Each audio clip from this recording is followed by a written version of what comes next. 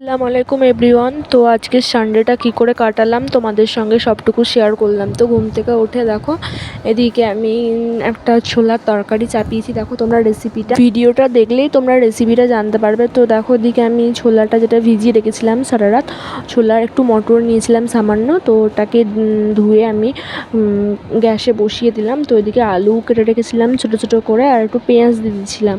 তো নুন, ধনে, জিরে, হলুদ আর গোলমরিচ সমস্ত দিয়ে আমি যতটা পরিমাণ পানি লাগছিল ততটুকু দিয়ে দিয়েছিলাম। 1 বাটি 2 বাটির মতো যতটুকু তোমাদের লাগবে পরিমাণ মতো তোমরা দিয়ে দেবে।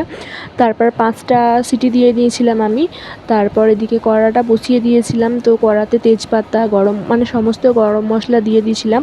আর এদিকে টমেটো কুচি আর পেঁয়াজটাকে আমি লাল লাল করে নিচ্ছি দেখো তোমরা। আর এদিকে আমার যেটা ঘুগনিটা আমি বসিয়েছিলাম ছোলার, তো ওটা হয়ে গেছে। এদিকে আমি মশলাটাও লাল করে নিলাম।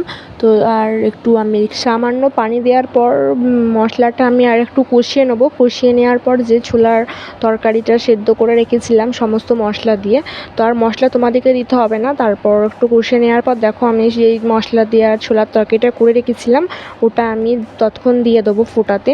তারপর এদিকে যে আমি ময়দাটা মাখিয়ে রেখেছিলাম সেগুলো ভাঁজ দিয়ে, তো এগুলো আমি বেলতে শুরু করে দেবো ততক্ষণ ঘুগনিটা হোক ছোলার।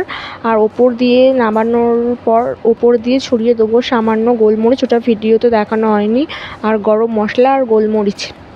তারপরে দেখো এদিকে আমার পরোটাও বেলা হয়ে গেছে আর সেঁকে নিচ্ছি আমি। পরোটা সানডে মানে চিট ডে। তো আজকে ব্রেকফাস্টে কী কী ছিল তোমরা ভিডিওটা দেখলেই বুঝতে পারবে। আমার ব্রেকফাস্টও কমপ্লিট হয়ে গেছে। তো আমি তোমাদের সঙ্গে একটা কথা বলতে চাই। তো মানুষ যে ডেলি ব্লগ আছে এসব দেখতে কেউ পছন্দ করে না। তো কার বাড়িতে কি হচ্ছে, কার সঙ্গে কে পালিয়ে যাচ্ছে, এসবের প্রতি মানুষ ইন্টারেস্ট। তো ডেলি ব্লগে মানুষ কী করছে না করছে এইসব দেখতে কেউ ইন্টারেস্ট না। এইসবে থেকে ভিউ একদম হয় না বলতে গেলেই চলে। কে পালাচ্ছে এইসবে ভিউ প্রচুর হয়। ভিডিওটা ভালো লাগলে লাইক শেয়ার সাবস্ক্রাইব।